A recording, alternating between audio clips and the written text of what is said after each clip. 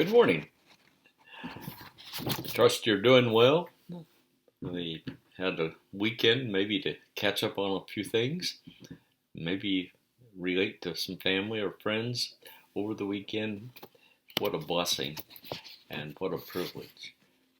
As we come to this third week, it's a week that is of significance to me with the theme of the leader as a servant leader. And the challenge is to imitate the image and example of the Lord Jesus Christ. Philippians 2:5-8 so powerfully describe his humiliation. The creator of the universe becoming a helpless infant that had to be potty trained, trained to speak, trained to walk, and taken care of. What humiliation! From the glories and privileges of heaven to the hostility of mankind here on this earth, who were continually seeking to trap him and trip him up and make false accusations. We are called to imitate that kind of ministry spirit. We have some more good reading this week. We are going to be reading further here in Bill Hull's The Christian Leader book, chapters 5-7. And then in the book that, this is the first week to read from it, get it back here a little bit, Ministry Staff Leader. Fagerstrom speaks powerfully from his personal experience and observations about serving on a church staff. You will gain much also from that book. Powerful. And then we have two videos. A delightfully powerful and challenging, humbling sermon by Crane, Stephen Crane. Let God speak to you through that sermon, through his preaching of the word. And then we have a very interesting video from the Christian Leadership Conference of 2015 by two men. The first is Stalwart, and the second one is Tenney. They present many practical ideas, interesting stories about being a servant leader and applying it to home, not just church, which I appreciate too.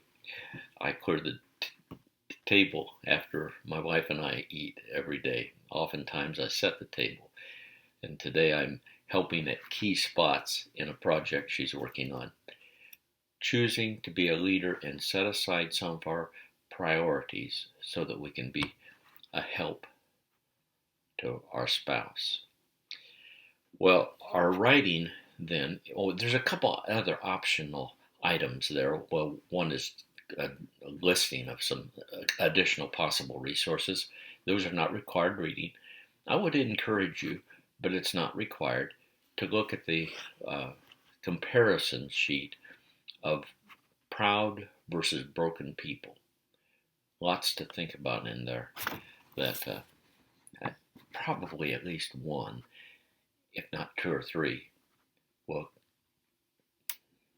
hit right home. Something you need to think about. I know that's true of me, okay? And then our assignment is to, we have two of them. The first one is a 3-page paper on the importance of humility in the life of a ministry leader. Then you're to cite 3 examples. This is not teachings. It's not illustrations, but it's from the life of Christ, except at the time of the crucifixion, or the arrest for crucifixion. It has to be prior to that. So it's nothing about the cross. It's nothing about what Jesus said on the cross. It's nothing about the arrest. It is the life prior to that, where you see Jesus demonstrating servant leadership. Those limitations don't significantly hinder what you would like to write about. And then, of course, it says to cite minimally one course resource and one Bible verse. So you can read the rest of the directions, but that's an important aspect. The second assignment is servant leadership, and it's to cite 3 insights you gained from the 2 video presentations, or something that really hit you from the reading. But it's primarily 3, and not 10. You can easily get 10. 3. And elaborate on how they worked in your own life. And then to specify 2 personal action steps that you will nurture to be a servant leader. You can read the details of the assignment, but that's the gist of what they're about. And then our discussion is to post 1 idea you gain from Fagerstrom reading and describe how it will impact your life and how you will implement that into your own personal life and ministry.